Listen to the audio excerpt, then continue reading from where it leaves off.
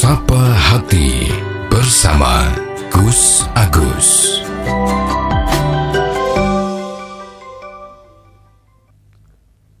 Sobat Dimas di Ajeng yang berbahagia, sebagaimana Allah berfirman di dalam Al-Quran, A'udzubillahi minasyaitonirrajim, Bismillahirrahmanirrahim. Innama yuridu syaitanu ayyuqi'a bainakumul adawata wal bagda'a fil khamri wal maisir wa yasuddakum an dzikrillah wa anis sholati wa hal antum muntahun.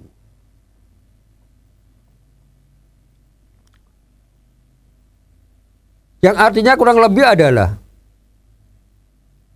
sesungguhnya setan itu hendak menimbulkan permusuhan dan kebencian di antara kamu karena minum khamar dan berjudi, serta menghalangi kamu dari mengingat Allah dan melaksanakan sholat. Maka berhentilah kamu. Ini sudah ada peringatan sebetulnya dari Allah. Karena kita tahu kenyataannya memang benar. Dampaknya yang sudah kami sebutkan berkali-kali. Membuat orang itu menjadi bermusuhan, saling benci, saling dendam. Lah yang enggak saling benci, saling dendam. Orang itu kalau menang judi ya menjadi rakus, menjadi tamak. Nek kalah ayo nyolot, itu artinya terus menerus pengen mengalahkan. Tidak hanya sekedar itu, semakin kalah semakin buntu, ya tuh, hutang sana hutang sini. Yang ada di rumah semua dijual, kadang-kadang sampai jual rumah segala macam. Lo kan otomatis akan menimbulkan perpecahan, permusuhan di antara keluarga sendiri. Udah begitu. Sobat Dimas di Ajeng yang berbahagia, pun juga demikian juga dengan yang Allah haramkan, yaitu mabuk-mabukan, minum khamar. Ini kita juga miris keadaan kita sekarang ini. Walaupun sebetulnya pemerintah sudah memberikan aturan-aturan.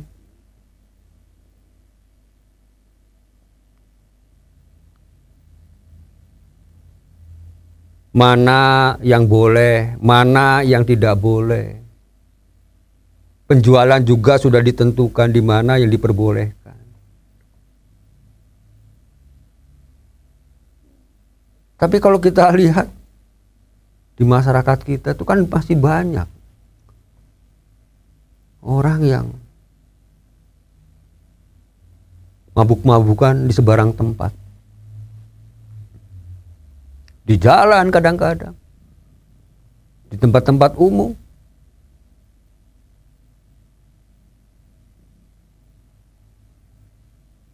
Ya kalau kita ngomong secara hukum Islam ya jelas haram. Hukum.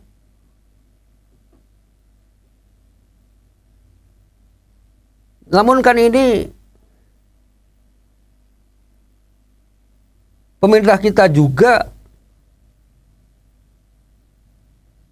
membuat aturan.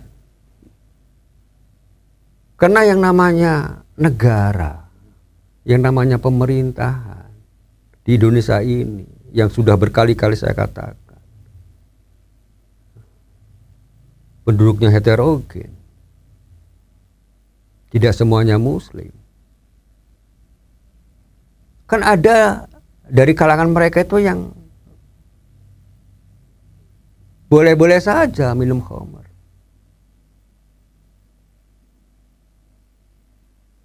Khamar itu yo artinya tuh minuman keras ya. Kalau bahasa Indonesia minuman keras gitu. minuman yang bisa memabukkan. Itu kan sebetulnya tidak hanya buatan pabrik saja kan, ya tidak. Banyak juga yang dibuat secara lokal.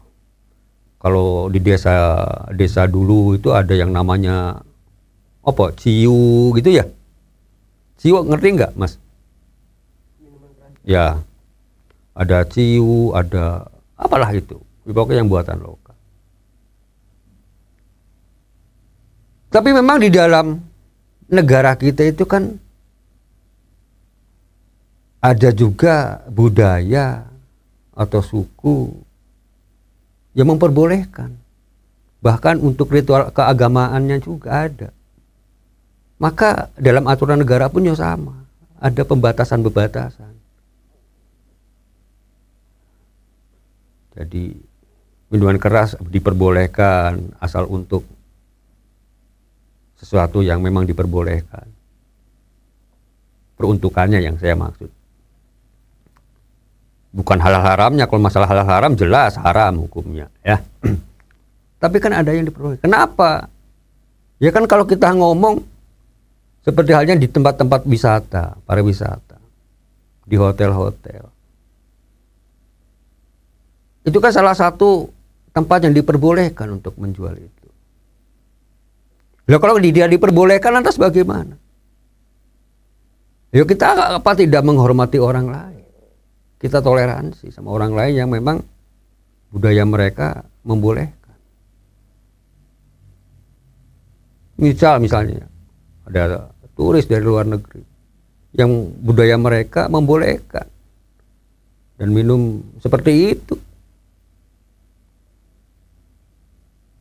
Dan tempatnya juga terbatas di tempat-tempat tertentu saja. Ya, itu kan sudah menjadi aturan dalam pemerintah kita. Tapi yang saya ingin katakan di sini adalah, yo buat umat Islam itu sendiri. Yo karena kita sudah tahu jelas hukumnya itu adalah haram, yo jangan diminum.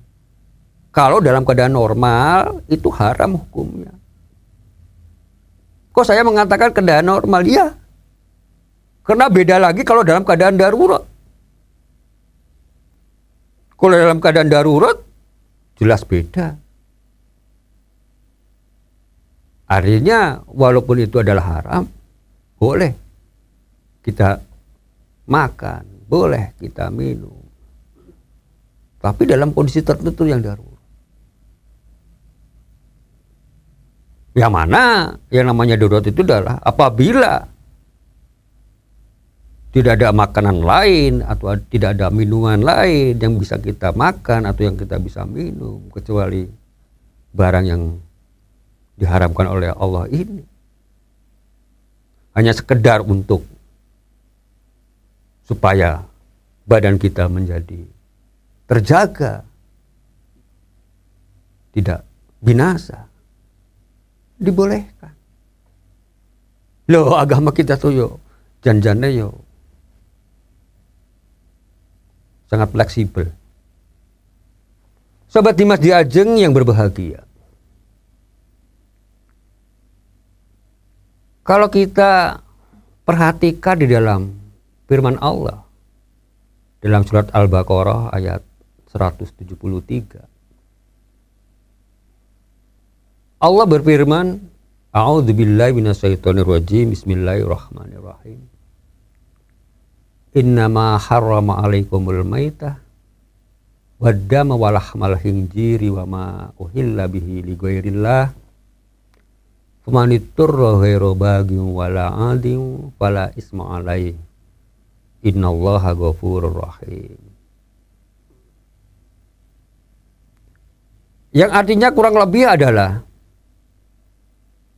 sesungguhnya Dia Allah hanya mengharamkan atasmu bangkai, darah, daging babi, dan daging hewan yang disembelih dengan menyebut nama selain Allah. Tetapi barang siapa terpaksa memakannya, bukan karena menginginkannya, dan pula tidak melampaui batas, fala isma alai, maka tidak dosa padanya atau atasnya. Innallaha ghafurur rahim, sesungguhnya Allah Maha Pengampun, Maha Penyayang. Ini landasan atau dasar kalau dalam keadaan darurat, terpaksa, itu boleh, tidak dosa. Sobat Dimas di Ajeng yang berbahagia. Ini untuk umat Islam sendiri. Ya, kita bicara untuk umat Islam. Tapi tadi kita kembali lagi bahwa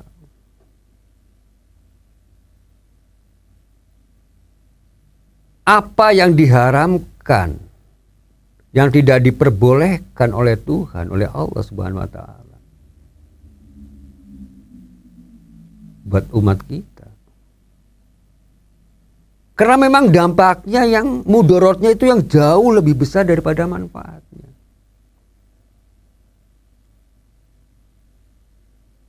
Kalau hukum itu sudah haram, nggak boleh mengatakan walaupun sedikit, enggak. Sedikit banyak ya tetap saja haram. Orang popo minum cuma seteguk saja, ya tetap haram. Kalau dalam kondisi normal. Ya. Sobat Dimas di Ajeng yang berbahagia. Ini kalau kita ngomong dari sisi agama kita.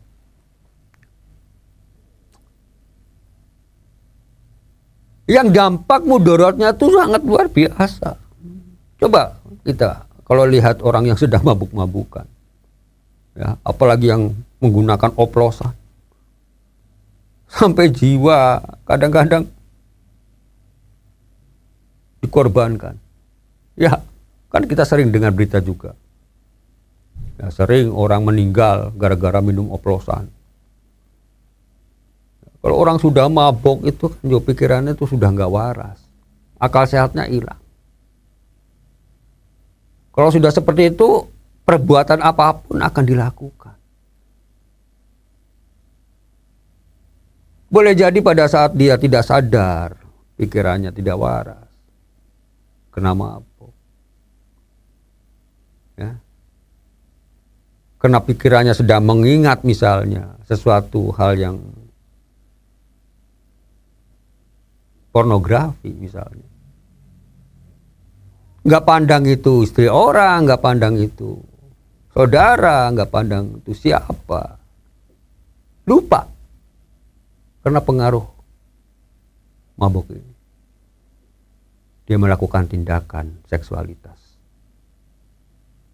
Pemerkosaan. Dan seterusnya, dan seterusnya. Sering terjadi.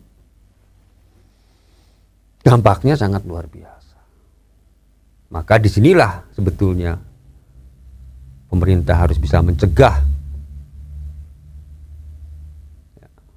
yang melakukan mabuk-mabukan yang tidak pada tempatnya, yang dapat meresahkan masyarakat, membuat kerusakan-kerusakan, dan akhirnya melakukan tindakan-tindakan pidana yang lain. Demikian Sobat Dimas di Ajeng yang berbahagia, semoga ada manfaatnya. Billahi taufiq wa hidayah. Wassalamualaikum warahmatullahi wabarakatuh. Sapa Hati bersama Gus Agus. Dipersembahkan oleh Ziman, enzim antioksidan aktif, menjaga kesehatan dan memperpanjang usia Anda.